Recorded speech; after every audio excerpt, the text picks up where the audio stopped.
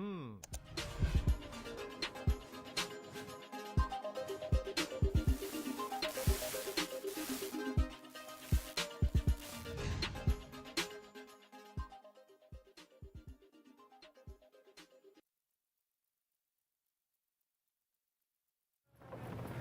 guys, welcome to Titanium Tuesdays on Propelio TV. Today I'm sitting down with my very good friends, local here to Dallas, Greg and Shayla Shyne. How are you guys doing? Pretty good. How you doing, man? I'm super excited. Actually, I'm going to be honest with you guys. I'm a little bit nervous.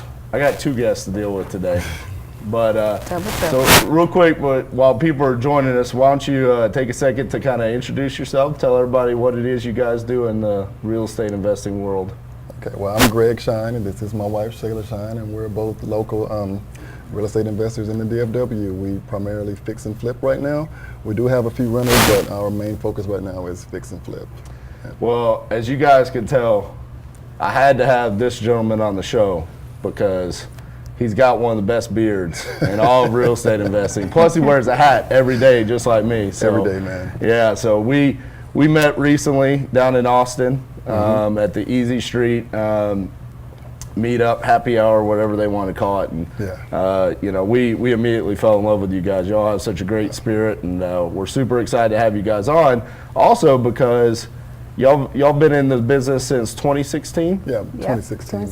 2016. And I know we're going to jump into some case studies here later on. You know, you guys are an inspiration to so many people because when y'all first got started, y'all did a lot of the work yourselves.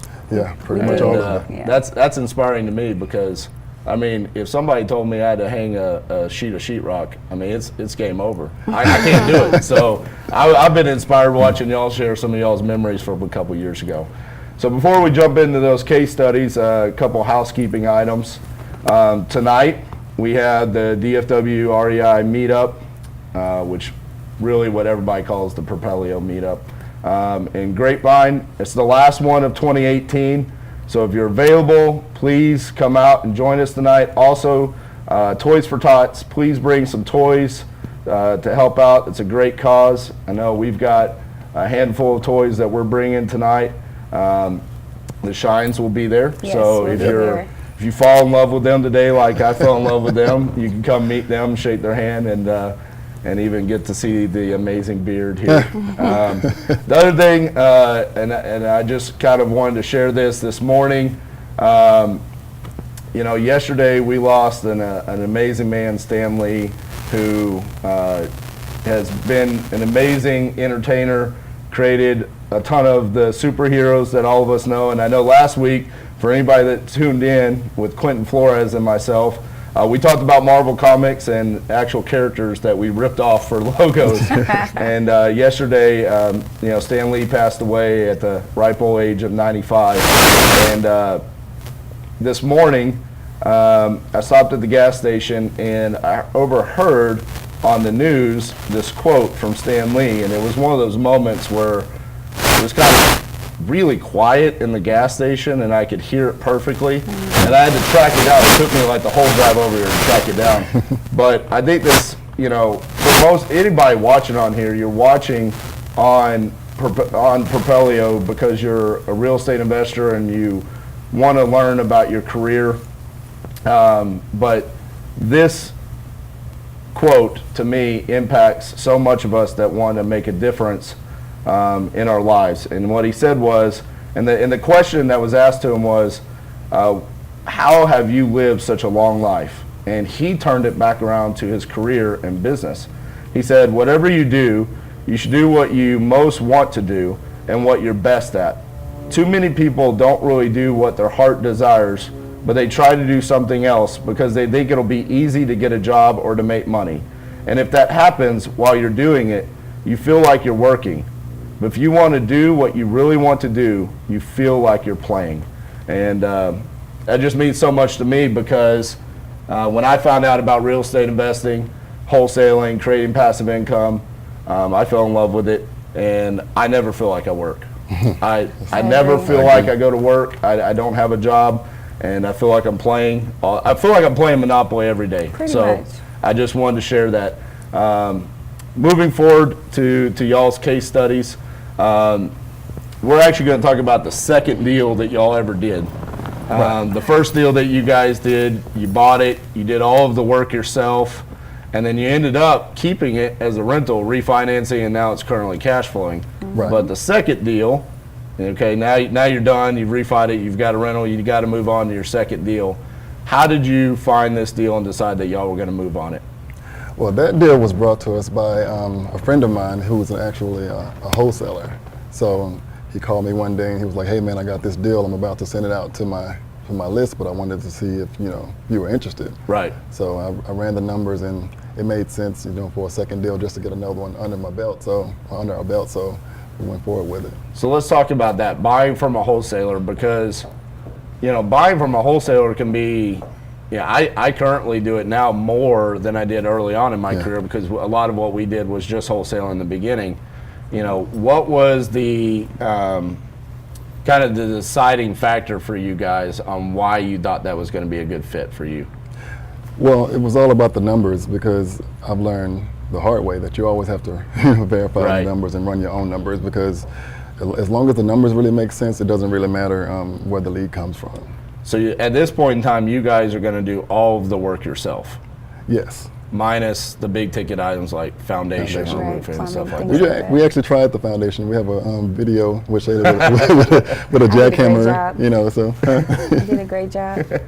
So let's talk about that. When you're walking a house and you've done one, now you're moving on to the second one, how are you appropriately running the rehab numbers? Are you looking at it as like your time was money, or were you just kind of looking at, this is what materials are going to cost me to rehab this house?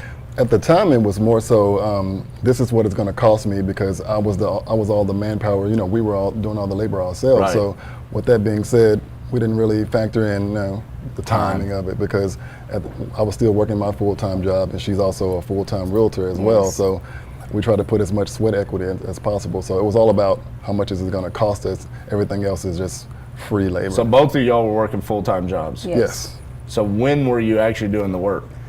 Nighttime. Nighttime. Every day. Yeah, I would every get single there day.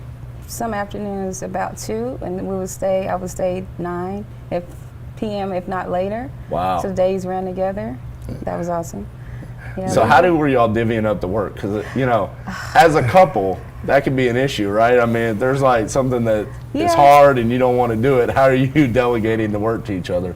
Well, the cool part is I kind of have the takeover spirit when it comes to certain things. So if it's painting or very meticulous, I would do it. And if it was something like the flooring or something outside, he would do it. But a lot of the heavy pieces, we put them down together. We moved it together. So I've been seeing y'all on Facebook. Y'all been sharing some of the memories from some of y'all's early projects.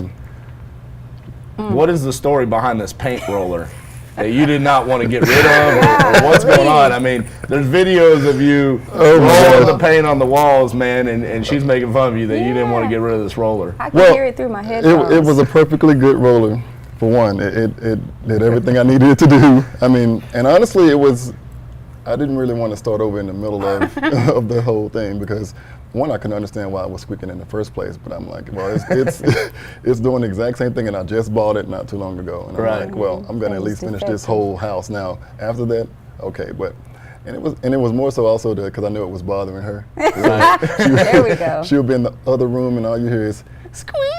And at first, I didn't even know I was on camera. So she was recording me, and then she came in there and just, we kind of just did it again so she can let me know how bad it actually was. And after that, I still finished the job. I still finished the whole house. I threw a paint roll in the trash. It went missing somehow after that. So we got a question. Matt Smith wants to know, how heavy of a rehab was this project? So is this a full gut, or are we just talking about paint and carpet? This one, full gut. Yeah. This one right here, we replaced the flooring, the sheetrock, the kitchen.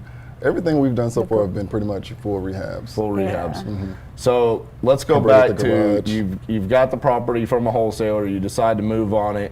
You kind of run the rehab numbers really based off of just what it's going to cost you material-wise. Yeah. How do you decide you're going to finance this project? That one was financed through hard money. Okay. Yeah. So hard money, are you using your own capital for the cash to close, or are you borrowing that from private? That was That was used, I used my own capital. You use your own capital. And then on the rehab, were they escrowing the rehab funds? Yes and no. See, okay, so every house we've done so far has had an escrow. Right. But to date, to be honest, we haven't actually ever pulled the money out of escrow. There you go. So, and just to keep the loan balance down. Yeah. So yeah, and the reason why, depending on the hard money lender, some lenders out there will not charge you the interest on the rehab funds until you actually draw it. And most of the time the work has to be completed before you can draw it. And so that kind of saves you on the interest there a little bit. Right, and then the draw fees and stuff like that. Right. I mean, those can add up very quickly. Yeah. And if you hire a general contractor, I'm going to just speak for a little bit from my experience the past couple months. If your project manager falls and breaks her shoulder, and the general contractor sends you pictures, and then you do a draw, and the work's not completed, and you're paying $150, $200 for an inspection, and they don't give you the money. Oh, wow. Yeah, that could Wow. suck. Yeah, that adds up real fast. Yeah. Especially if you have multiple projects going on. So yeah, those pulling draws from the escrow is, I think everybody kind of has their different opinions on how you can do that. We do pull our money out of the escrow after the work's completed, but we always do our walkthroughs, verify that the work's been done, especially now. Oh, yeah. But we were always doing that with our project managers. So you're closing on the deal with hard money. You're doing all of the work yourself. You're working full-time jobs. Kind of go through the process on this particular deal of, I know there were some issues that kind of came up during the rehab process. So what were some of those issues? Oh my gosh, where do we Where do you start? Yeah. Okay, so I mean, there were several things like personal family issues that we dealt with, as far as getting a call one day and out the blue on your way to the rehab, and you have a call say, hey, your family member, your sibling is live on Facebook and she's slitting her wrist. Oh my goodness. So That so it's like, okay, stop everything, Right. And you have to take care of family. right. So there were many situations. I'm not going to go into detail of, everything like Right. that. But there's several different things that we dealt with like that. In addition to one of the things that kind of hit us the hardest, believe it or not, that wasn't actually the most serious thing that happened. About 2 weeks after that, we are in the house renovating, putting up a ceiling or something, and I get a call from my mom, and she's upset because she's stressing about some issues she's dealing with my sibling or whatnot. And she's so upset at the time to where she couldn't actually even talk to me. So she was like, okay, I can't even think straight right now. Let me call you back when I get Right. myself together. So I'm like, okay. So I give her a moment to talk and to call me back. And next thing you know, we're back putting the ceiling back up, and I get a call again. So I'm thinking it's my mom calling me back to talk through whatever she's dealing with. But instead of my mom, it's actually my stepdad, and he goes, "Get over here now, your mom's having a stroke." And it's like, okay, everything stops. Right. And at that point, you're kind of like at a crosshair. You're dealing with everything you have going on, and now you're dropping everything, paintbrushes. We left the dog there. I think we left the door open. We were kind of Right. just trying to rush and get Ran to our house. So, and next thing you know, we're at the hospital, with my mom. But one of the things that actually stood out to me, or bothered me the most, was on the way to the hospital, while we were walking from my car to the hospital, I'm on my phone, and the first thing that popped in my mind was to text my boss and let her know that I may not make it to work tomorrow because I'm dealing with something with my family.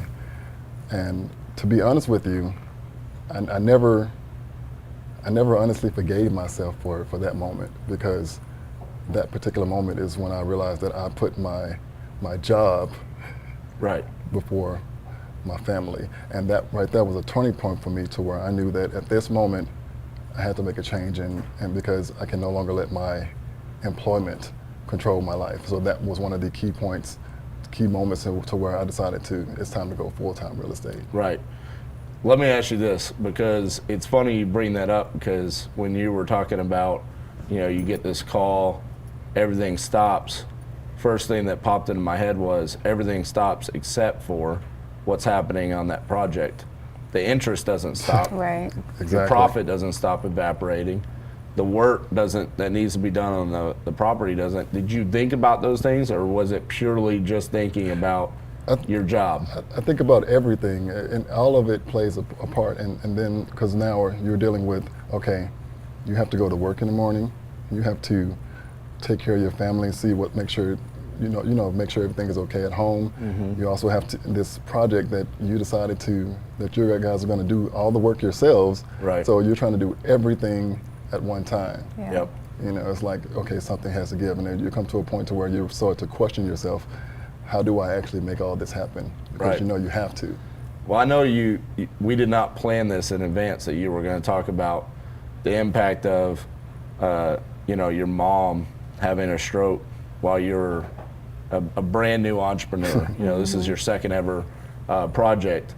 In 2012, when our first company, Fairway Solutions, had only been in business for a month, I got the call that my dad was being rushed to the hospital to have emergency brain surgery. And he had fallen the night before and hit his head, and my mom did not know it, and he essentially had been laying there bleeding all night, and he eventually passed away from it. But I look back at that moment, and I literally cannot tell you, I have no idea how we survived that. Right. Looking back at it, it's like we were a month into business. I mean, for anybody that's watching this as an entrepreneur, I mean, if you're a month into business, you have no idea where the money's coming from or what you're going to do to survive. You're grinding away. You're doing literally everything you can. So I resonate with that story, and I can only imagine, at that point in time when you found out about this and you said you can never forgive yourself for thinking about your job, was that a turning point where you decided to leave that job? That night, I was so upset with myself, with how I handled it, that I literally went home that night and started writing my 2-week notice. So I know someone just asked for you to talk about your resignation letter that you now have framed. Yes. So let's talk about that. Obviously, it was Sonia Ray. She said you did a post yesterday about your resignation letter. So at what point in time did you actually resign from your job?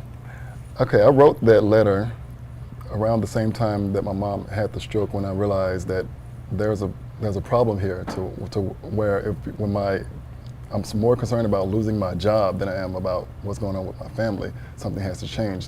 So at the time, the goal was, okay, somehow I'm going to do it, but by the end of this year, I'm going to be full-time real estate. This was in October of last year. October. So you basically gave yourself like 2.5, 3 months. No, I gave myself a year. A year? Yeah. So okay. At the time, so it was like, okay, well, at the end of 2018, I'm done. Yeah. Right. So and then the next thing you know, as time went on, other things started to happen at my job as well, to where I found myself being frustrated with the way my career was going up there, and I came to the realization, why am I so frustrated and upset about something that I truly don't want to do anyway? Right. Mm-hmm. So because my passion was real estate, and I know that at the end of the day, this is what I truly want to do. Exactly what Mr. Stan Lee was talking about. You know, I mean. So I was like, why am I being mad about not getting promoted or not getting the accolades that I feel like I deserve, when, regardless if they gave you everything that you wanted, if they gave you all of the money that you wanted, and everything, all the titles and all that stuff, you still don't truly want to be here. Right. So why are you doing this to yourself? And it came to, and of course my wife is one of the most supportive people I ever met in my life, when it comes to, everything. Right. So I was talking to her about it, and it went from, okay, trying to figure out how I was going to leave my job by the end of the year.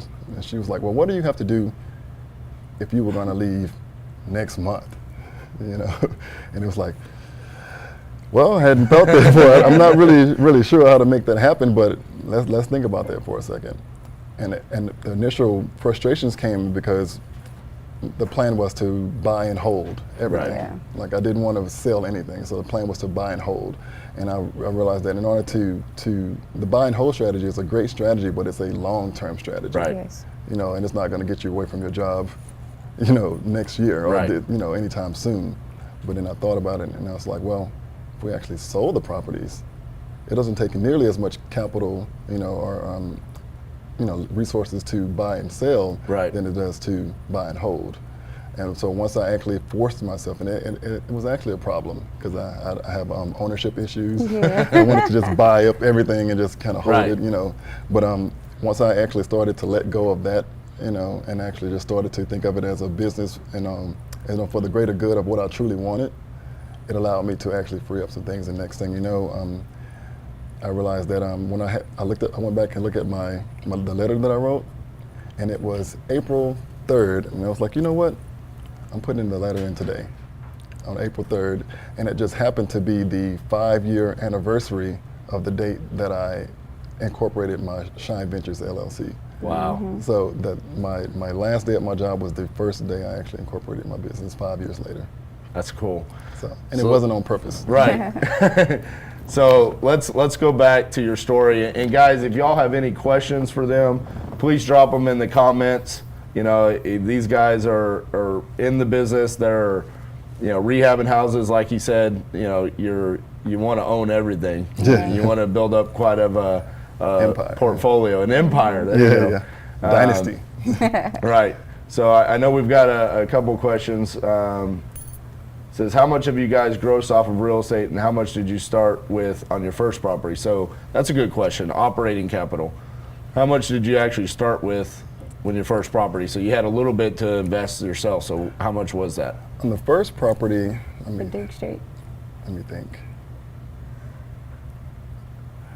The first property, we put about, I want to say 30,000 into it. 30,000. Yeah. I mean, that's a significant amount for some people listening to it. So Yeah, it that's a credit to what you guys had saved up and Yeah. built up that operating capital to get started. I mean, That I know when we got started, we had $15,000 of credit card debt. We started Oh with. yeah, you didn't let me finish. I was getting there. Yeah, it was There's 30,000 more.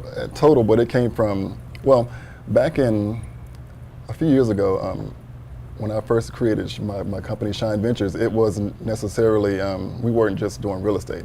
Yeah. We were kind of selling things online. I started out There you selling go. found some liquidation companies that were selling return pressure washers and stuff like that. Stereos. So I would take my whole check and I would literally go buy store returns, and I would get on Amazon, eBay, and we would sell them. So It's a beautiful job. And we didn't really know what we were doing because we didn't know how much pressure washers actually cost. Right. So I would buy a pallet of them, and it was like seven return pressure washers that were only returned due to maybe the little oil can burst in it or something like that. But it was the machine itself was fine. Right. I figured it cost me $60-$70 to buy it, So I turn around, I'm like, okay, well, if I sell it for $150, I pretty much double my money. Right. So I'm selling brand new 3,000 PSI pressure washers for $150, and they will literally sell out the same day. Right. So I was like, okay, so not thinking maybe I should increase the price. I'm like, well, if I can keep doubling my money, let's do it all again. Right. So Just keep doing Yeah, it. so I went and bought as many as I could and started selling them online, whatnot, and just any little thing we could find. I started buying refurbished stereos and stuff like that. Any little thing that we could find that was for sale. I'll share a funny story. Maybe I shouldn't share this because I could get in trouble. But there was a point in time, I got this notification. It was like a Facebook ad or something like that. It said wholesale NFL, NHL, NBA jerseys, right? Okay. Now, I was completely ignorant to the fact that there's rip-off jerseys that get shipped over here from China. Yeah. And so I bought a bunch because I was like, look at this. I see where this is That's a going. Tony Romo jersey. I can give her $20. And I went on eBay and I'm like, look, people are selling them for $100. So I bought all these jerseys. They showed up. Dude, no joke. I got a Texas Longhorns jersey. It was like a Vince Young jersey, okay? The Young on the back was sewed upside down. Sometimes the numbers were backwards. That's nice. And they showed up, and I had all these jerseys, and I was like, oh, these are so bad, but I got them for so cheap. So I just put them on eBay, sold them all, basically doubled my money. And afterwards, I was like, okay, I'm not going to do that again, because I'm pretty sure that was highly illegal. I get in trouble. But at least I doubled my money and got my investment back. So I'm right there with you on the eBay world, you know. And at the time, it was just doing whatever you needed to do to make some money. Right. You know? It was literally that. It was like saving, because at the time we didn't really know, when we first started in real estate, we didn't really, we've never had any formal training or anything like that. We've never been into any of the paid courses or anything like that. And you still haven't. We still haven't. We've actually, I personally have read over 60 books though within the last 2 years regarding real estate. I mean, that's paid training right there. So, I mean, but I've never actually been to the course. So we didn't know, it took us a long, because I first taken interest in real estate back in 2011. So I've been calling myself an investor since 2011, but I didn't buy the first property until 2015, which is the one that we lived in, but the first investment property wasn't bought until 2016. All right, we got a good question on YouTube coming from Taylor Jones. Taylor says, how does race play a factor in real estate business? Well, it depends on how you look at it. Yeah. I have to think about that question for a minute. I mean, do you feel like it plays an impact at all? I've had experiences as a realtor where someone will say directly to you, I don't want you listing my property. Right. And like, you can't come here. And the way they say you know what it means, not you little lady, you black lady. Right. But stuff like that is you do have to let it roll off. Right. And you don't want to work with anybody who doesn't want to work with you. So I think personally, from my experience, and now look, obviously I'm probably the least qualified person to talk about this, right? You know, I came from a middle class background, I'm white, and I'm a man. But here's my experience in this. I think you can use certain situations to your advantage, and of course, anything can be a disadvantage. For example, if you go into a black household to buy their house, maybe you can connect differently to them than I can. that's true. And vice versa. You know, I think anything can be used to your advantage, and of course anything can be a disadvantage. I'm sure y'all use the fact that you're a man and a woman to your advantage when you're talking to sellers or contractors or anything, just like Cassie and I do in our business. There's definitely times where we walk in a house and I'm like, this seller would much rather listen to Cassie talk, and they're responding better to her than to me. Right. And vice versa, as far as, you know, I think race is always going to play a part across the board. I mean, you know, I've talked about this before, but in Hawaii, we dropped a ton of direct mail, and our Hawaii office got overwhelmed with the phone calls. There was just too many coming in. And so we tried to forward the phone calls to the Texas office. Well, that didn't go over so well because Cassie answered a phone call and they're like, who are you? You're not from around here. Are you from the mainland? And it was, you know, it's a whole nother form of racism. So yes, it's there, and it's always going to be prevalent in certain aspects of this world. But you can also use race to your advantage in other places, you know. True. Just for example, like in Hawaii, we have people that are native Hawaiian, we use that to our advantage. Right. And you just have to learn that and fit that in your business. That's true. Dominique Hillard said, how did you transition that employee mindset to an entrepreneur's mindset? You've always had it. I honestly feel like I've always had it. Amen. I mean, I think that's the best answer right there. I mean, I think it's something that you kind of naturally have or you don't have. Right. Yeah, back in 2003, I was in college and I was going to school for general business because I couldn't figure out what type of job I wanted to have for the next 40 or 50 years. There was nothing that I was comfortable with doing for the rest of my life as far as a job was concerned. Right. So my degree was general business, and then I stumbled across the book Rich Dad, Poor Dad, and it kind of explained to me why I was having such a problem with, you know, picking a career. So by the time I finished reading that book, I decided to change my degree plan to entrepreneurship. So I never truly actually planned to ever have a job at Right. the time, but the problem was I didn't have the money to start a business, so of course, inevitably, I had to work somewhere. Which, by the way, if you have not read Rich Dad Poor Dad, stop what you're doing right now and go buy it and read it. And if you have read it, you should probably read it again if you haven't read it this year. It'll change your life. I interview people across the country for the podcast, and I always start with, tell me how you got where you're going, and 90% of my guests bring up, well, it all started when I read Rich Dad Poor Dad. Exactly. So, I mean, that is, It's a legit book. it is. Taylor Jones, do you guys wear those shirts everywhere? Yes. Okay, all right. The answer is yes, but you got to talk about the hat you wore to Cancun, or wherever you just went. Where'd you just go? Yeah, Oh, wait, Cancun. Cancun. Oh, I wore your hat. Spanish. No. You had the Spanish hat. Oh, the Yeah. Yo compro casas. That was awesome. So basically, he wears the We Buy Houses hat everywhere. Not today. Yeah, I'm converting over to The this is my new cowboy style. hat. Yeah, I But love most of this the time he wears a hat kind of like this that says "We Buy Houses," and then he wore one to Cancun that says "We Buy Houses" in Spanish. In Spanish. It's And yes, I awesome. wear this every single day. I have about 200 shirts so far, and I do wear this every day. So Just one different more colors. question before we go to commercial break. What's one piece of advice you would give for a couple younger than you looking to get into real estate not to do? To not do?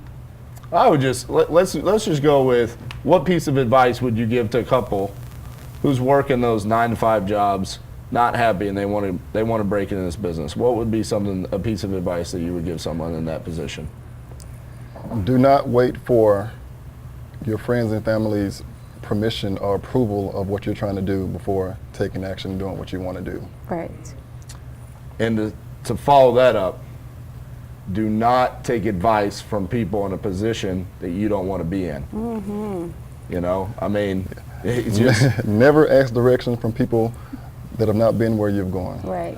absolutely. Amen. All right, on that note, we're going to take a quick break, and we'll be right back after these messages.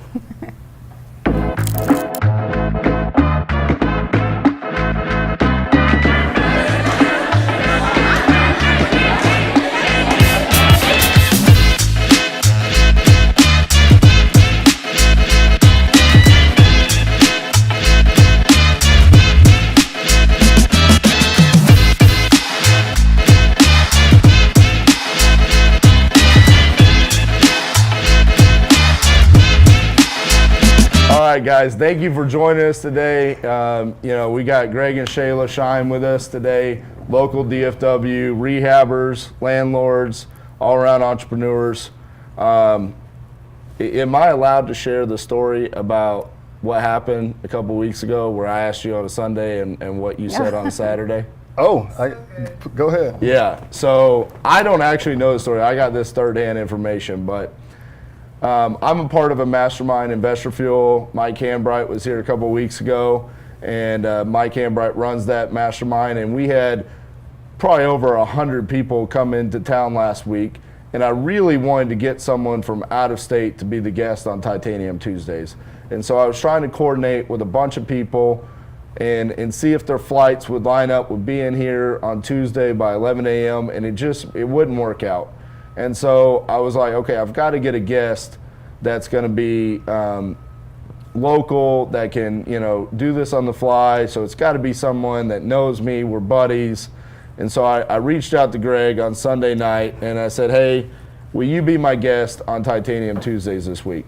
So with that being said, tell the audience about what you said the day before on Saturday. Yeah. Oh, okay, so the day before, I didn't know you actually knew this part. Cassie told me. The day before, I literally talked to my wife and I was like, babe, okay, we are gonna make so much noise. We're gonna go so hard until RJ Bates actually calls me himself and asks us to be on his show. Yes. So you want to know what's funny about that?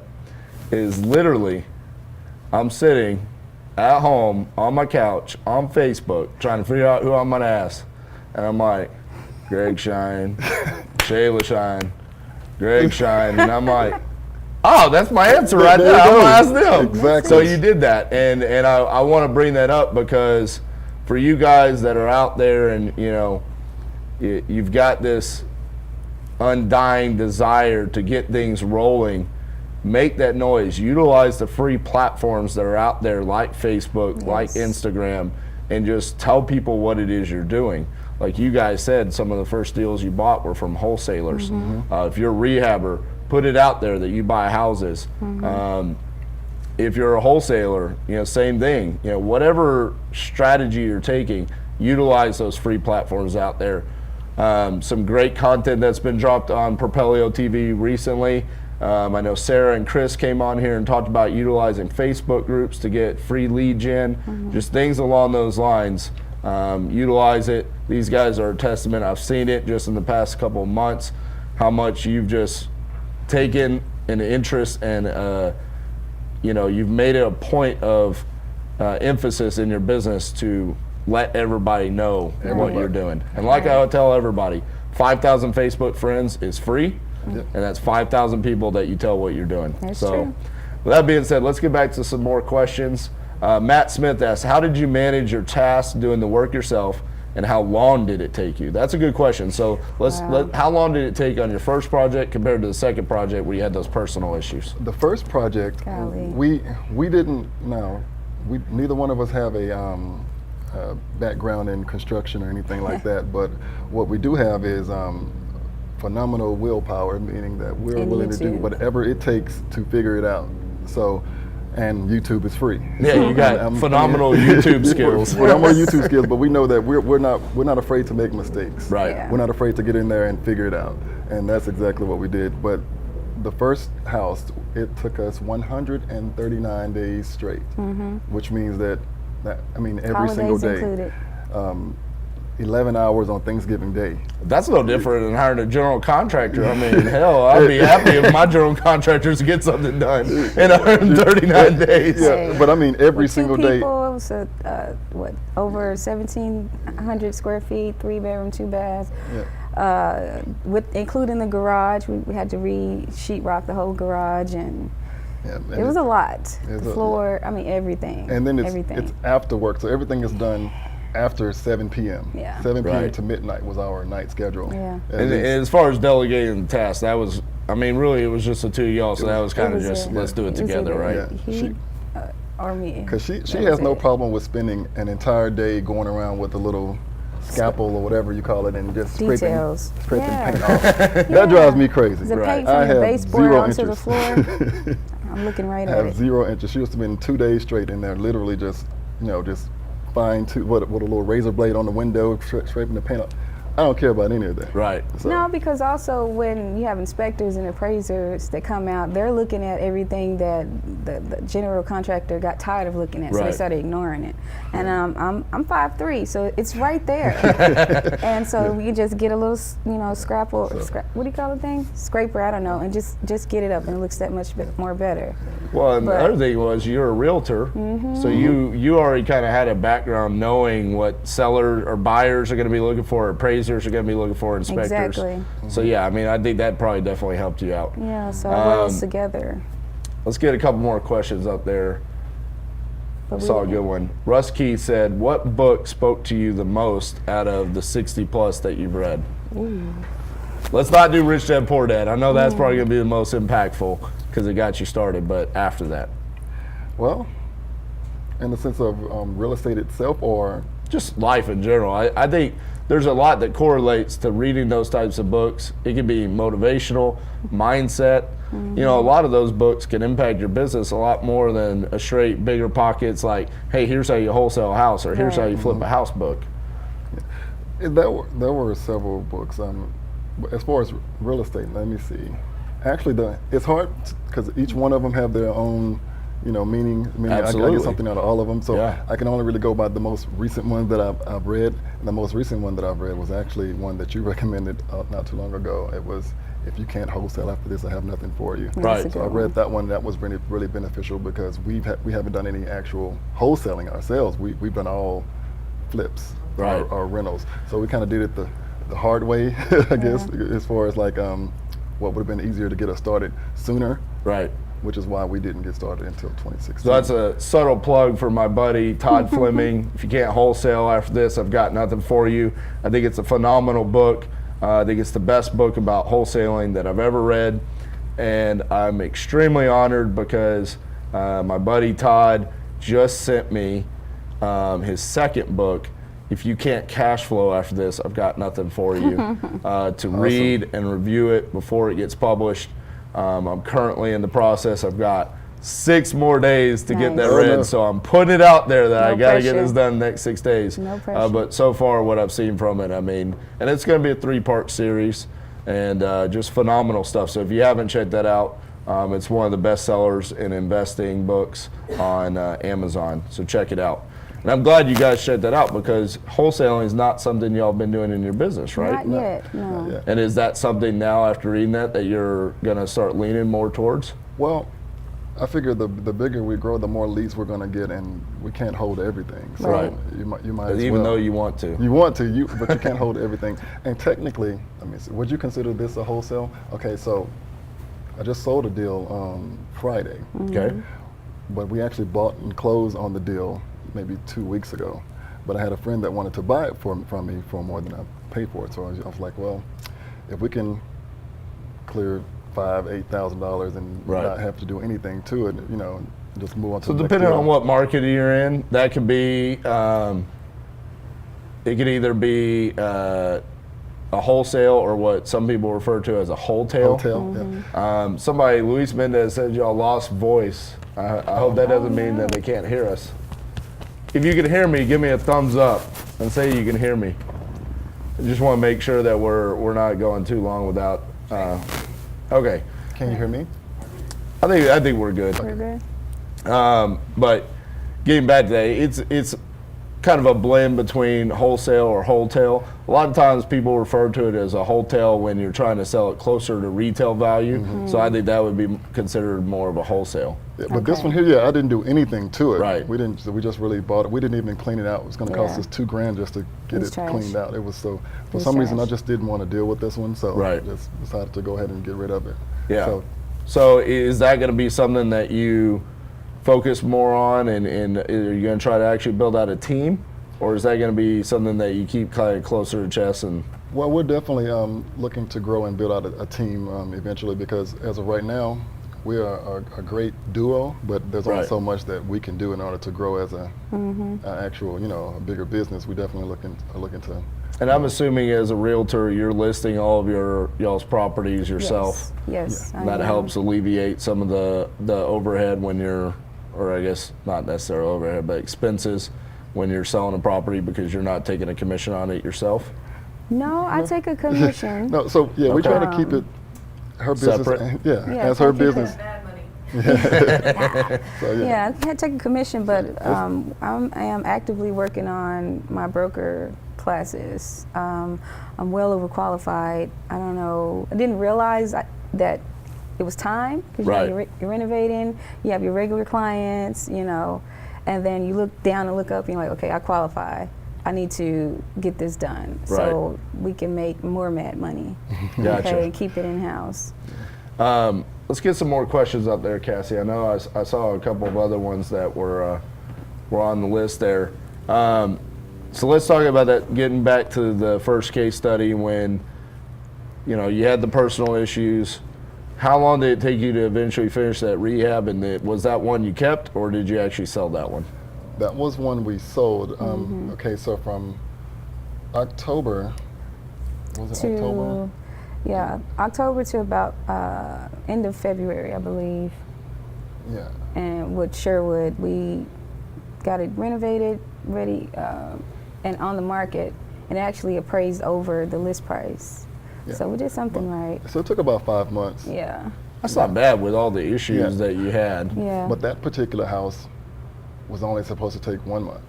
Okay. So, that one we it did were trying to get it done. So in yeah, I a mean, month. you're looking at it. So let's talk about that because you took that down hard money. So you have essentially 4 months of unexpected interest. How much did that impact at the end, or did you, when you analyze a deal and you're looking at the cost of money, do you kind of overestimate how long it's going to take you? For No. sure. Yeah, now, I expected us to be done with it within a month as far as the rehab Right. process is concerned, but anytime I look at a deal, I always plan out at least 4 months. You know, at least 4 months, because 3 months for the rehab and maybe 1 month to sell it, and that, to me, that's actually, you know, pushing it, because I would think 5 or 6 months would be more realistic, you know, depending on your market. But we push it out 4 months. So Matt Smith asked, how much did you make on the house that you rehabbed yourself? So on this one, how much did y'all make? That particular house, can't remember. I want to say maybe it was a small house. We bought it for $95,000. I think we made maybe $22,000 on it. 22,000. And I mean, that's pretty general in that price range, especially considering the issues that you had come up. Now that you're hiring contractors to do the work for yourself, do you think that property could have been more profitable because the work could have gotten done quicker if you had subbed out some of the trades and had the contractors do the work for you? Well, that particular one, I'm not sure. Well, I don't think so. I don't think so, because I think we would have overspent just seeing the different rates contractors choose to charge. Yep. Versus if you go and buy the supplies and materials yourself and do it yourself, it takes more time. But overall, if you're saving $10,000, but you use another 2 weeks for something, it's a toss-up. But with this project in particular, I don't think so. Gotcha. We would overspend. So now moving forward, are you guys still using hard money when you close on properties? yes. For now. And so- Hard money and private money, or Right. our own private money. And see, I'm a huge advocate of leveraging hard money lenders like that. And I know a lot of people talk about, you know, using private money and things along those lines. But I think hard money sometimes gets a bad rap Yeah. for slightly higher interest rates. But there's also ways that you can negotiate those interest rates down to where they're pretty comparable to private money. And, you know, sometimes when you're always borrowing private money, it gets to be a burden when you're having to place those phone calls and have those conversations about, you know, a specific deal and, you know, Begging. just using like what happened to you on your second deal. You don't want to have the conversation, well, what if something happens in your private, you know, your personal life and slows us down again and all those kind of things. Hard money lenders never ask those questions. Right. And I have a friend that actually uses private money, and he had a situation to where his lender, which is one of his friends, they were buying some big piece of property to where they were having to have their assets, you know, sit still until they close on their property. Right. Which means that his $1 million line of credit that he had with them, you know, was kind of on hold for a while. So when you're dealing with private lenders, you're at the mercy of their financial situation. Things can change on their end versus Right. the hard money lenders. You know, for the most part, they're going to be there as long as the deal makes Absolutely. sense. So Miss Kelly Smith is watching us, and I know we're both good friends with Kelly. Hi, Kelly. How you doing? At Easy Street Capital. I hope we see you tonight. I don't know if you're making it up tonight for the Propelio meetup in Grapevine. Small little shout out for that. But Kelly said, did you find out how to get around Bank of America putting a hold on cashier's checks? There must be some kind of story behind this. Okay, so the property Threaten the property that we sold on Friday, we went to the title company, and it was a guy. Like I said, we sold it to someone that we know, you know, personally. So after we deeded the property over, he literally cut me a cashier's check for the amount of the property, not to the title company and to pay me. So he literally gave me a check for like $120,000. So I'm like, I reached out to Kelly and I was like, hey, have you ever had any issues with the bank with cashier's checks? Because Right. I'm assuming they're just like cash. And now I'm thinking, okay, well, if the money's coming to me, I still have to pay off the loan that I Right. have on this property. So and she was like, well, it shouldn't be because it's just like cash, so we shouldn't have any problems. And I was like, well, And it's the same bank. stranger things have happened with Yeah. Bank of America. Yeah, So no. for me anyway, so it's fine. But so long story short, I went to the actual cashier and I said, hey, I want to actually put this in the ATM outside, but I wanted to come in here and ask you guys, would I have any issues with this check, because it's a customer that the customer also banks with Bank of America. It's your cashier's check. Right. So there shouldn't be any issues. So I went inside. I went back outside. He said, "No, we're going to be fine." So I went outside and I put it in the little ATM, and sure enough, hold. Yeah. How long? 7 days? Yes, or something? at least 7 days. Yeah. As a matter of fact, it was 4 or 5 days the day before, then it jumped up to 7 days because possible fraud. And I'm like, how is there possible fraud? And if it's your cashier's check from your customer? So then the problem was, I'm actually closing on a house. We're closing on a house Thursday. And so what I did was I went to the bank and I said, hey, you guys have put a hold on my check until the 16th. Well, I'm closing on a property on the 15th, and I need this money to pay off a loan and to go to my next property, which wasn't necessarily true. I still could have closed on it, but it's not the point. Right. So Give I me told my them money. that, hey, there is an emergency. You guys are kind of holding up business here, and if you don't, so it took me 2 days to actually get them to release it, but they finally released it. Of course, now it's the weekend, and now there's holidays, and they just opened today. So Russ Keith brought up a good point, and going back to a hard money lender, he says good hard money doesn't back out the day before closing. And I kind of briefly want to talk about this because building a relationship with a hard money lender is very similar to building a relationship with private money. And you need to understand their processes. You need to understand what they require, and when they quote you terms, if those are actually like formally underwritten terms and they're not going to be changed. One of the reasons why we love Easy Street Capital is because once those terms are underwritten, there is no changing. And really the only change will be is if you go back to them and say, hey, I need better terms. Maybe they'll adjust based off of your needs. But outside that, we've had hard money lenders that have changed based off of appraisals. They've backed out at the 11th hour at the closing table. So there's, making sure that you understand what your hard money requires and that they're going to perform is very important. And, I don't recommend anybody more than Easy Street Capital here in Texas. But no matter where you are in the country, you need to find somebody that is similar like that if you plan on using hard money lending. My very good friend and also another gentleman who has a great beard, Cassie likes to refer to him as my brother from another mother, Beto Ramos in Central California, all the way out there. Man, this dude is a rock star. If you have not connected with him, you need to connect with him. He says he loves your hat. Which I have to say, I mean, dude, you're rocking the cowboy hat. You do not see guys rocking cowboy hats very often. So that's awesome. Guys, we're going to go to a quick commercial break, but please, while we're at commercial, drop some comments, some questions in there. We've got about 10, 15 more minutes with these guys, so please drop some comments. We'll be right back after these messages.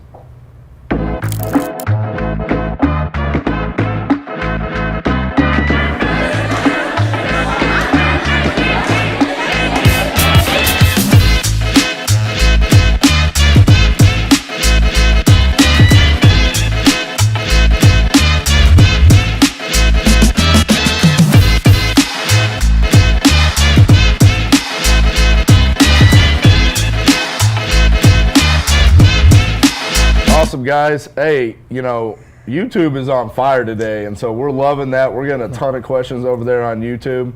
A couple of questions that were dropped. We've probably got like 7, 8, 10 minutes.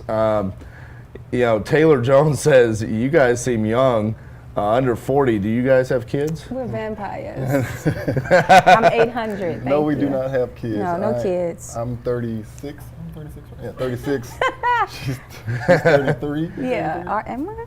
You sure? Yeah. No, I'm 33. She's 29, bro. Yeah. You haven't learned by now? Wait. Hey. Oh, man. A lot of meat. You got to learn we don't have any kids. We have a ton of nieces and nephews. It's been 12 years. Nieces and nephews.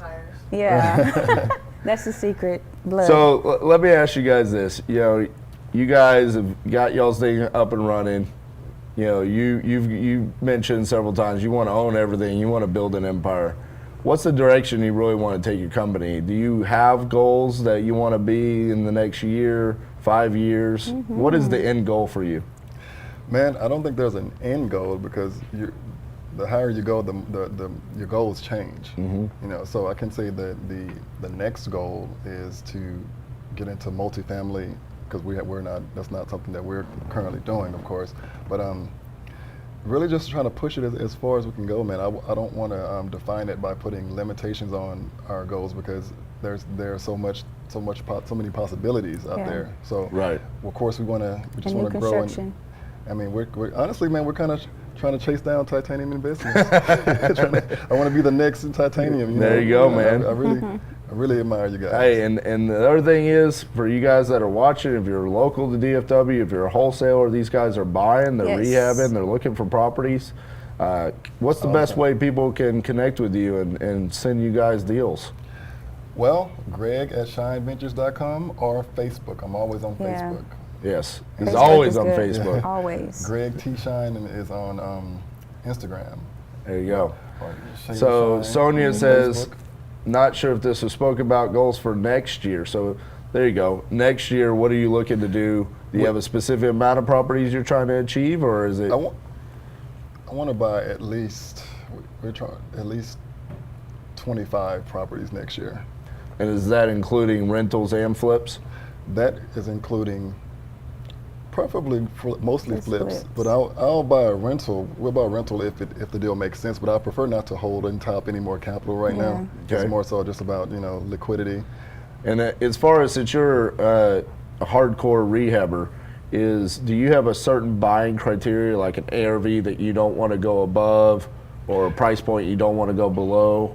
Well, as far as the ARV, anything over, to me, the market is softening. Anything over 275 roughly, but don't hold me to that. But 275 is where, as far as ARV, is what I feel comfortable with right now. But as far as going lower than that, maybe $100,000 as far as the purchase price. So Mildred Johnson said, what kind of marketing do you guys do, and do you do any social media marketing outside of just posting on your own personal pages?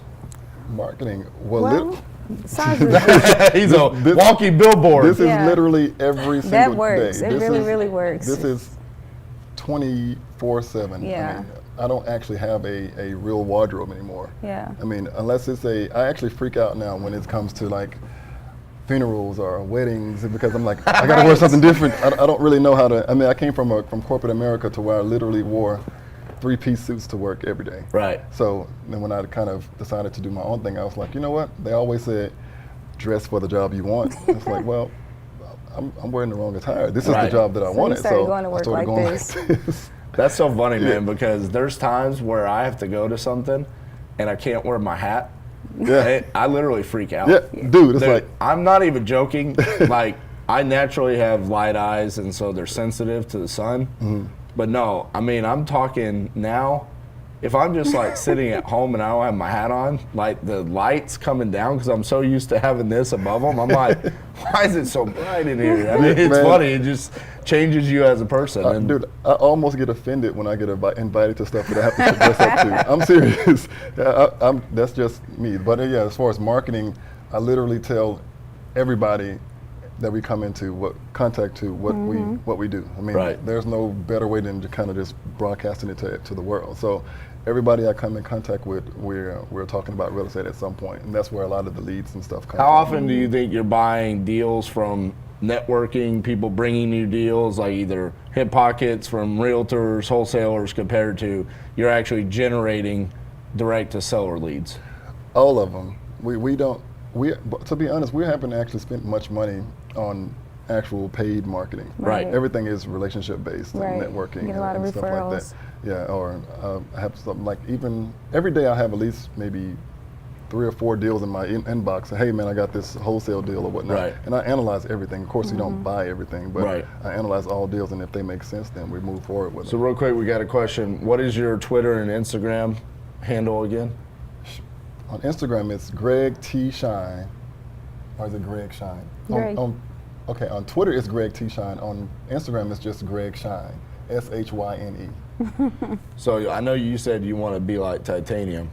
Well, we want to be like you with our walking billboard bandit sign game. We got to get this on, because right now all we got going on is me wearing this little Titanium. I need to have some shirts. And There we're you actually go. working on personalizing it a little more, but the problem is I can't find anything that's as plain as day as we buy houses. So if I say Shine buys houses, nobody really knows Right. yet Shine, what that means, or Greg buys houses. But to me, if And it's not just me. That's why it doesn't say I buy houses, because Right. it's if you start small, you stay small. So, Absolutely. I don't want it to. It started off as a company, and we're going to grow from there. That's why we decided with Titanium Investments when we started off. I was like, I just don't want to be like RJ buys houses. Right. It just didn't fit my personality, and I'm not saying anything bad about people that do that. Yeah, I think right. I've seen there's a gentleman in Fresno. He's Matt buys houses, and he's blown up and he's crushing it. Right. That's who he was. Right. For me, it was like I just don't. That's not what fits me, and that's I speak about it all the time about building a brand. And you just like you have to love what you do. You have to love your brand. That's true. Yeah. And I just would not have loved it People if just it was RJ. RJ buys houses. Yeah. I just wouldn't have been proud of that.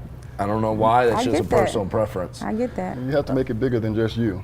Right. You have to. So I know we got time for a couple more questions before we wrap up. This director, can you pull them back up for me? My director over here is commenting on everything, and I saw it. It's on the Word document. You already put it up there. Nope. Never mind. We have no questions. So with that being said, What was that? sometimes live TV is so fun. We're like, no. That being said, guys, tonight we have the Propelio beat up, Toys for Tots. If you're coming out there, bring a toy. It's going to a great cause. It's the best meetup that I've ever been a part of. Every time I go, I get something out of it. The last time I was there, I ended up buying 16 units just from being there. Nice. Which is crazy because Wow. 10 of them were in Anchorage, Alaska. But I directly correlate it to being at that meetup and just kind of the activities that happen. It's a great platform that Propelio has created for us. And they've thrown up a question at me, so now we got one last One last question. question. Dominique said, I'm just getting on, and you may have mentioned this, but how did you change your mindset to get started? I'm starting, but typically overanalyze everything. So Ooh, let's good. talk about mindset. You guys go first, and then I'll wrap up. Well, when it comes to mindset, my mindset is something that I've been working on personally for years. I'm always kind of molding and shaping, the way I think about things. As far as I listen to motivational videos and quotes every single day. So it's always the entrepreneur mindset is something that I've always kind of cultivated. So as far as analyzing deals, I feel like it's good to make sure that you check your numbers and everything. But once you know that you've done your due diligence, it's time to take action. And you can't overanalyze everything because you'll never do anything. So once you're sure in your numbers, pull the trigger. With the mindset, I would like to add that your environment has a lot to do with your mindset. So if you're around negativity or Debbie Downers or however you choose to look at it, you need to find something motivational to listen to read. There's a lot of free motivational videos on YouTube, and they have done me wonders. Books, things you need to help you stay motivated. And then once you do that, the best way to solve inaction and overanalyzing is action. Just freaking do it. Pick one thing and just do it, man. There you go. Right. So I'm gonna wrap this up on mindset. Today is November 13th. Tomorrow is November 14th, and it would be my dad's birthday. And I mentioned it earlier in today's episode that my dad's no longer with me. And I've given several speeches about mindset, mentality, and how that can impact you and your business. And the song that I always reference is it's called Rejoice by T.D. Jakes. It's him. They take snippets of a sermon that he did, and Steve Angelo does some music in the background, and it's highly impactful. But the part of that song that speaks to me the most is realize today that there's someone laying in a hospital bed begging to have the opportunity that you have in front of you. Do not be so selfish that you overlook the opportunity that you have in front of you today to do whatever it is that you want to do. That's why I talked about what Stan Lee said. Find what you're passionate about. Capitalize on the opportunity in front of you. and just realize that there's some people out there that don't have the opportunity that you do. And when you embrace that and realize that, you shouldn't have bad days, and you should not be ungrateful for the opportunity in front of you. So outside of that, mindset for me is not an issue anymore. And I'm always reminded of the fact that my dad's no longer here to do the things that I know he wanted to do for the rest of his life. He left us far too early. And so embrace the opportunity that you have in front of you, and check out that song. It's on Spotify, YouTube. It's 7 minutes long. I would say get in a room by yourself, turn it up as loud as you possibly can, and just open up your mind to listen to what he's talking about. Yes, he's a preacher, and you might not be religious, but you can look past that because it's not highly religious. It's definitely a mindset thing, and it can impact your life. I know a ton of people that have listened to it and have messaged me and said, dude, I listen to that every morning. And so do I. When I get in the shower every morning, I turn that up as loud as I possibly can, and I blast it because I rejoice for the opportunity in front of me every day. So that being said, guys, that's today's show. Join us tonight. We'll put the time and the address for tonight's meetup on the show notes after this. But thank you guys for tuning in. And are we taking off for next week for Thanksgiving? No Titanium Tuesdays for next week. We're going to go be thankful, spend time with our family, and we'll see you guys in 2 weeks.